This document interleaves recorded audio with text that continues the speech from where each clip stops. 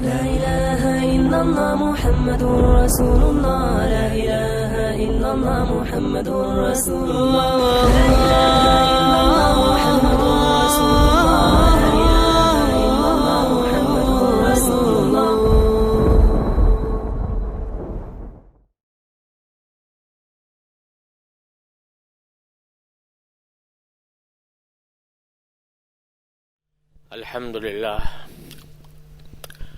الحمد لله رب العالمين، والصلاة والسلام على سيدنا ومولانا محمد خاتم النبيين وإمام المرسلين وعلى آله وأصحابه أجمعين.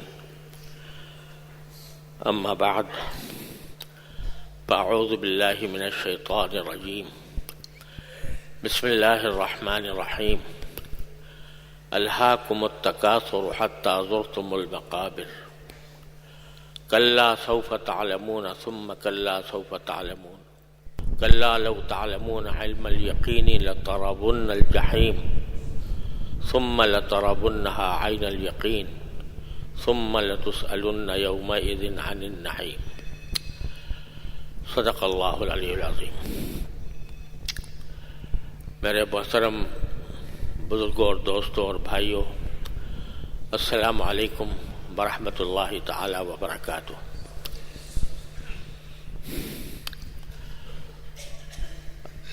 میرے بڑے بھائی حضرت مولانا مفتی محمد رفیع صاحب صدر دارالعلوم کراچی اس وقت بیمار ہیں، الحمدللہ گھر پر ہیں اور علاج ہو رہا ہے. دعا فرمائیں کہ اللہ تبارک و تعالیٰ ان کو صحت و عافیت کاملہ عاجلہ مستمرہ عطا فرمائے. ان کی نیابت میں آپ حضرات کے سامنے اس وقت حاضر ہوں. ابھی میں نے ایک چھوٹی سی سورت آپ کے سامنے پڑھی ہے، اور یہ وہ سورت ہے جو اکثر و بیشتر نمازوں کے میں اندر بھی پڑھی جاتی ہے اور مسلمانوں کو یاد بھی ہوتی ہے. اس میں اللہ تبارک و تعالیٰ نے ہم سب کو ایک بہت بڑی غفلت سے بیدار فرمایا ہے. ایسی غفلت جو ہم سب پر طاری ہوتی ہے،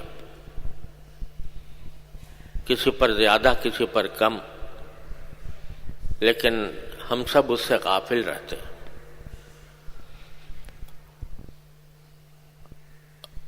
غفلت یہ ہے کہ ہم آنکھوں سے دیکھتے ہیں کہ انسان کوئی بھی ہو وہ ہمیشہ اس دنیا میں رہنے کے لیے نہیں آتا. کوئی بڑے سے بڑا صاحب اقتدار ہو، بادشاہ ہو، سرمایہ دار ہو، ولی ہو، پیغمبر ہو، وہ بھی ہمیشہ دنیا میں رہنے کے لیے نہیں آتا. لہذا اللہ تبارک و تعالی نے ہمیں آنکھوں سے دکھایا ہے کہ ہم ہمیشہ کے لیے دنیا میں رہنے کے لیے نہیں آئے. یہ ایک ایسی حقیقت ہے جس سے کوئی بدترین دہریہ بھی، ملحد بھی، بے دین بھی، کافر بھی انکار نہیں کر سکتا. لوگوں نے خدا کا انکار کر دیا والعیاذ باللہ، پیغمبروں کا انکار کر دیا والعیاذ باللہ، لیکن اس کا کسی نے انکار نہیں کیا کہ جو شخص بھی دنیا میں آتا ہے وہ ایک دن ضرور جائے گا. کب جائے گا اس کا بھی کسی کو علم نہیں. کسی کو پتہ نہیں ہے کہ میں اگلے گھنٹے میں زندہ ہوں گا یا نہیں ہوں گا. اگلے لمحے، گھنٹے تو درکنار، اگلے لمحے میں ہوں گا یا نہیں ہوں گا، کوئی پتہ نہیں سکتا. دنیا کی کوئی سائنس، کوئی ٹیکنالوجی وہ انسان کو یہ نہیں بتا سکتی کہ وہ کتنے مزید دن دنیا میں رہے گا۔ یہ ایک ایسی حقیقت ہے کہ جو ہر انسان کے سامنے ہے، بدیہی ہے، اس پر دلائل قائم کرنے کی کوئی ضرورت نہیں ہے، لیکن جتنی یہ بدیہی ہے، جتنی یہ حقیقت ہے، جتنا یہ مسلم ہے، اتنی ہی اس سے غفلت ہماری عام ہے۔ یعنی ہمارے ذہن میں یہ خیال مشکل سے آتا ہے کہ ہمیں کسی وقت اس دنیا کو چھوڑ کے جانا ہے، اور یہ حقیقت انسان اگر ذرا بھی غور کرے تو اس کو اس سے یہ پتہ چل جائے گا کہ یہ دنیا کی جو زندگی ہے یہ ہماری منزل نہیں ہے، یہ ہمارا ہمیشہ کا ٹھکانہ نہیں ہے، یہ ایک سفر ہے جو پیدائش سے شروع ہوتا ہے اور موت پہ جا کے ختم ہو جاتا ہے، جس کا کوئی وقت مقرر نہیں ہے۔ لیکن اس کے باوجود ہم زندگی کے اندر دنیا کو اس طرح سمجھتے ہیں جیسے ہمارا سارا اوڑھنا بچھونا، ہماری ساری توانائیاں وہ اسی پر خرچ ہوتی۔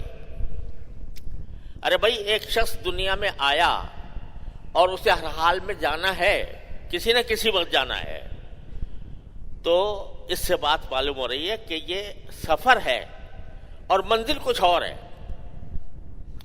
منزل کیا ہے وہ قرآن نے بتائی، پیغمبروں نے بتائی، نبی کریم سرور دو عالم صلی اللہ علیہ وسلم نے بتائی کہ تمہاری آخری منزل آخرت ہے، وہ ابدی زندگی ہے، وہ ہمیشہ رہے گی، اس میں موت نہیں آئے گی، اس میں کسی کو کوئی شخص جو ہے وہ بیمار نہیں ہوگا، کوئی شخص اس میں تکلیف میں نہیں ہوگا اگر جنت میں چلا گیا، وہ ہے ابدی زندگی۔ لیکن ہماری ساری توانائیاں، ہماری ساری دوڑ دھوپ، ہماری ساری سوچ بچار، جو کچھ ہے وہ اسی دنیاوی زندگی سے متعلق چل رہی ہے۔ کس طرح میں زیادہ مالدار بن جاؤں، کس طرح میں زیادہ سے زیادہ دولت کما لوں، کس طرح میرا مکان شاندار ہو جائے، کس طرح میری سواری اعلیٰ درجے کی ہو جائے، کس طرح میرے پاس مال و دولت کے ڈھیر لگ جائیں۔ ساری توانائیاں، ساری دوڑ دھوپ یہ اس فکر میں گزر رہی ہے، اور جو اصل منزل ہے اس کی طرف سے غفلت ہے۔ تو قرآن کریم یہاں یہ فرما رہا ہے کہ الہاکم التکاثر، تمہیں تمہارے ایک دوسرے سے زیادہ مال جمع کرنے اور زیادہ سے زیادہ راحتیں حاصل کرنے اور زیادہ سے زیادہ لذت حاصل کرنے کی دوڑ میں تمہیں غافل بنا رکھا ہے۔ الحاکم کے معنی تمہیں غافل بنا دیا ہے۔ کس چیز نے بنا دیا ہے؟ کہ تم اس دوڑ میں لگے ہوئے ہو کہ کس طرح میرا مال بڑھ جائے، کس طرح میری آرام بڑھ جائے، کس طرح میری لذت بڑھ جائے،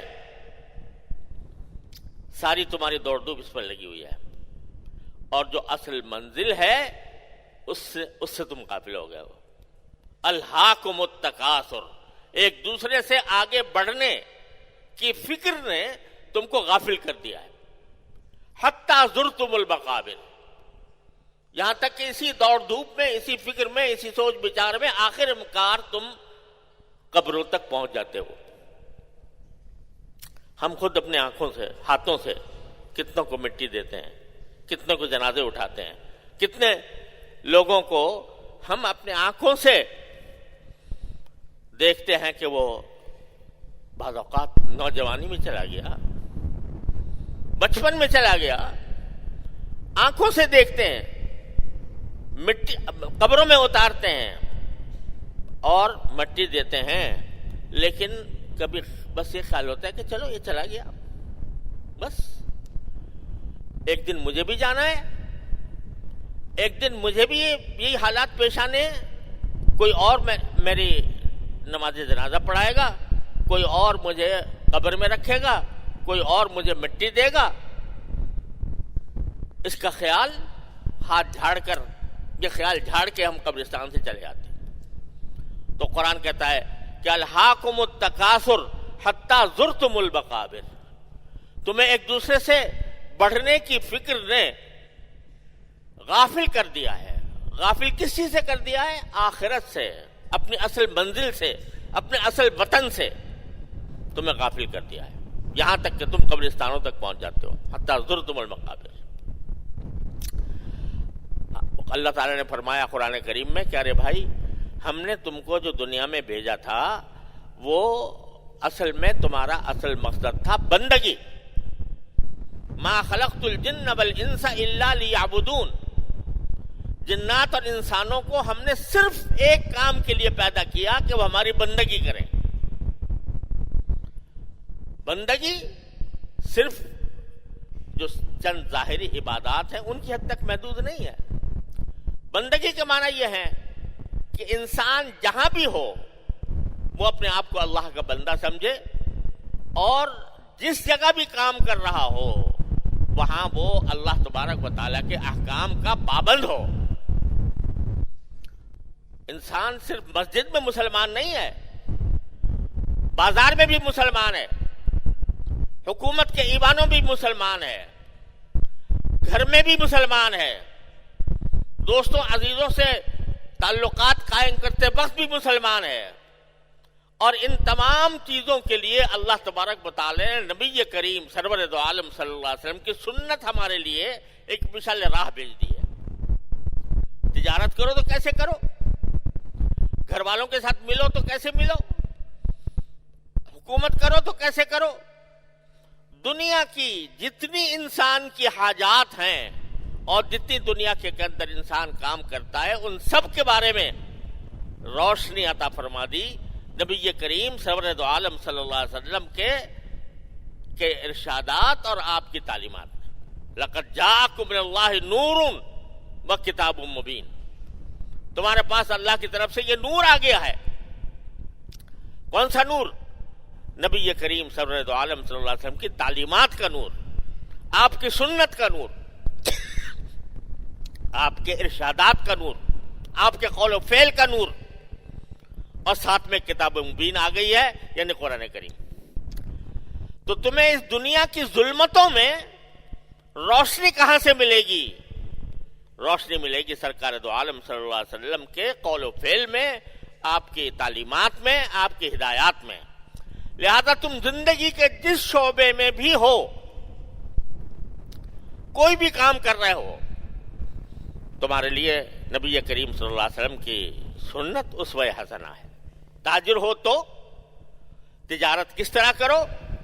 جیسے حضرت خدیجہ رضی اللہ تعالی عنہا کے مضارب نے کی تھی، نبی کریم سرور دو عالم صلی اللہ علیہ وسلم نے جس طرح تجارت کی تھی. زراعت کرو، کاشتکاری کرو تو کیسے کرو؟ جیسے رسول کریم صلی اللہ علیہ وسلم نے کی تھی. مزدوری کرو، ملازمت کرو تو کس طرح کرو؟ جیسے کہ رسول کریم صلی اللہ علیہ وسلم نے کی تھی. تو یہ ایک نور ہے جو اللہ تبارک و تعالیٰ نے ہمیں عطا فرمایا، اور اس لیے عطا فرمایا کہ بھائی ہم تم سے صرف یہ نہیں چاہتے کہ ہر وقت سجدے میں پڑے رہو. ہم یہ نہیں چاہتے، اگرچہ اصل مقصد تمہارا عبادت ہے، بندگی ہے، لیکن ہمیں تمہیں چھوٹ دے رکھی ہے کہ چلو 5 وقت آ جایا کرو نماز میں، اور رمضان میں روزے رکھ لیا کرو، 2.5% زکوٰۃ ادا کر دیا کرو، اگر استطاعت تو حج کر لیا کرو، بس. باقی تمہیں چھوٹ دے رکھی ہے. تجارت کرو، کاروبار کرو، ملازمت کرو، سیاست کرو، حکومت کرو، لیکن یہ نہ کرو کہ یہ سارے کام کرتے وقت تم اپنے مالک کو بھول جاؤ، اپنی آخری منزل کو بھول جاؤ کہ مجھے آخر میں جانا کہاں ہے.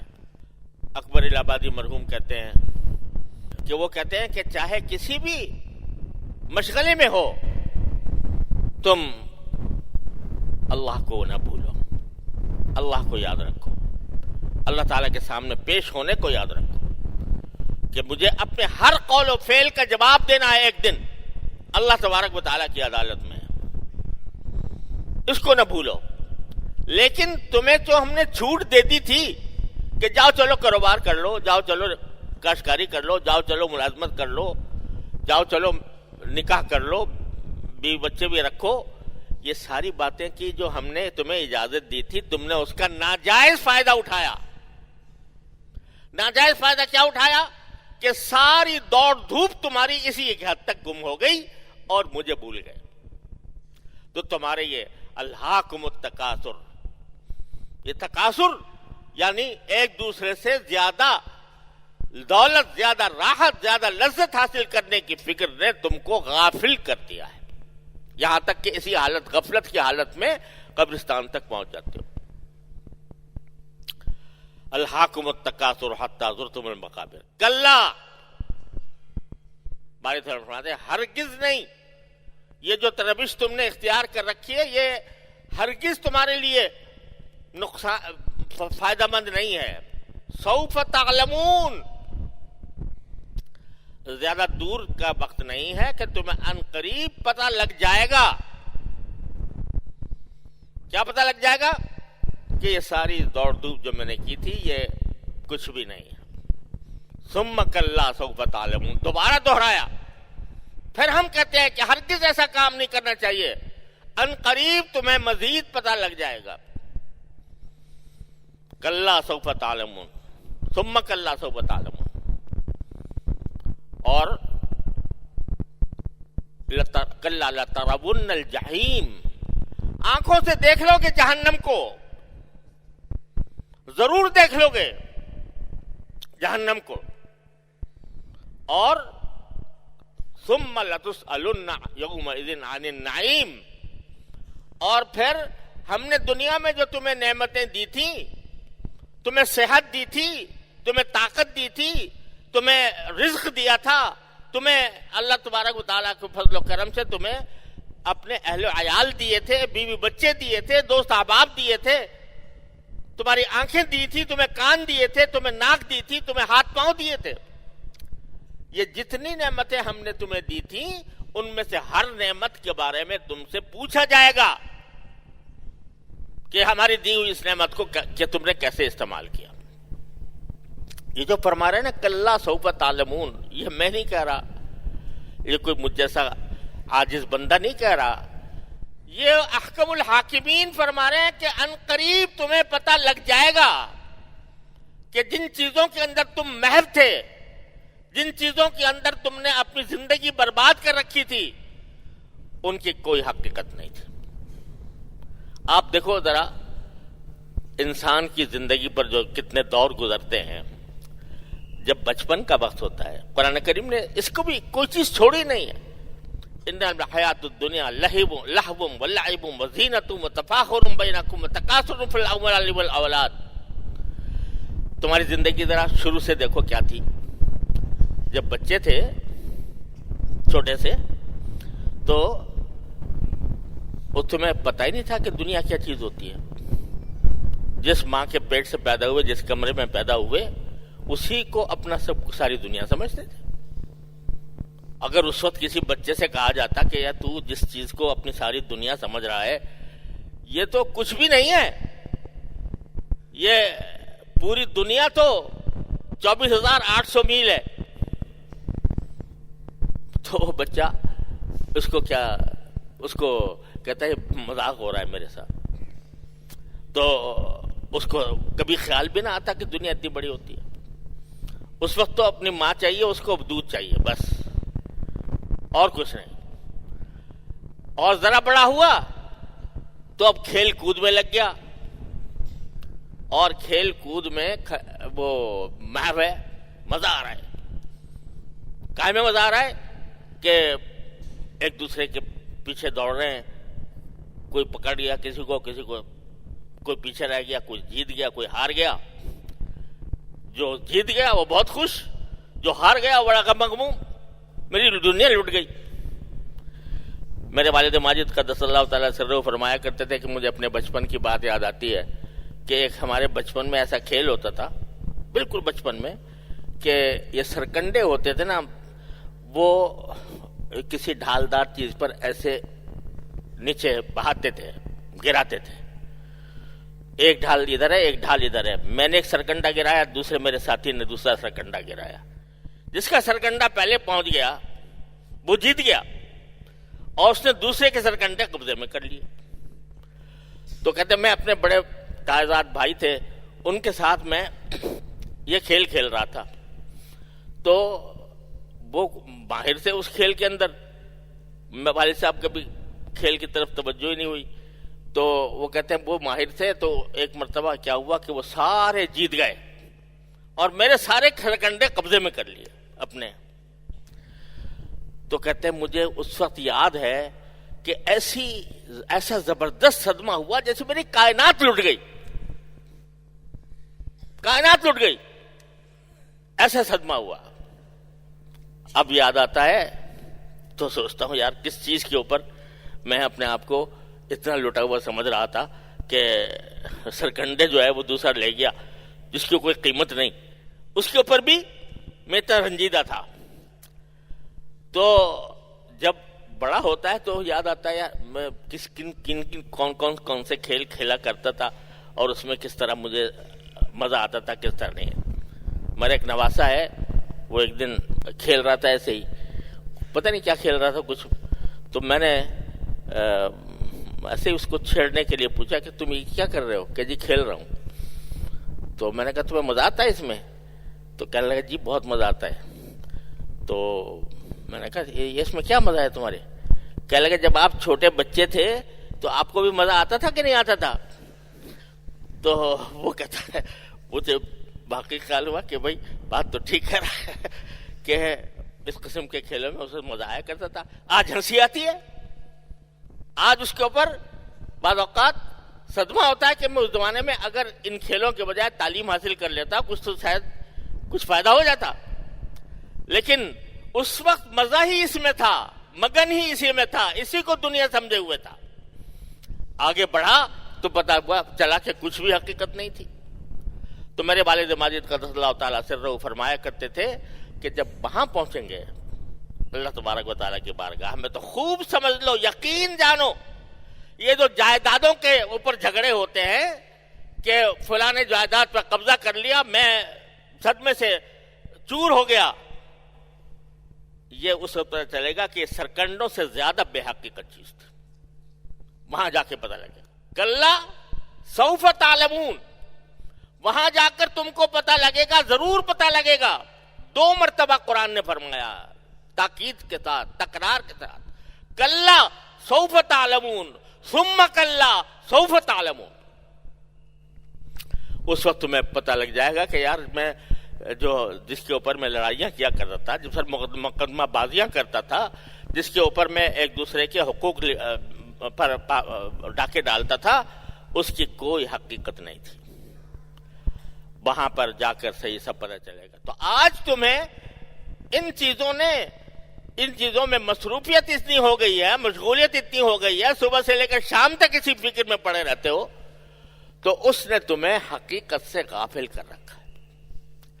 اب دیکھو قرآن کریم کتنے پیار سے اور کتنی تاکید سے ہمیں فرما رہا ہے کہ تم غفلت سے باز آ جاؤ خدا کے لیے. یہ غفلت بری چیز ہے.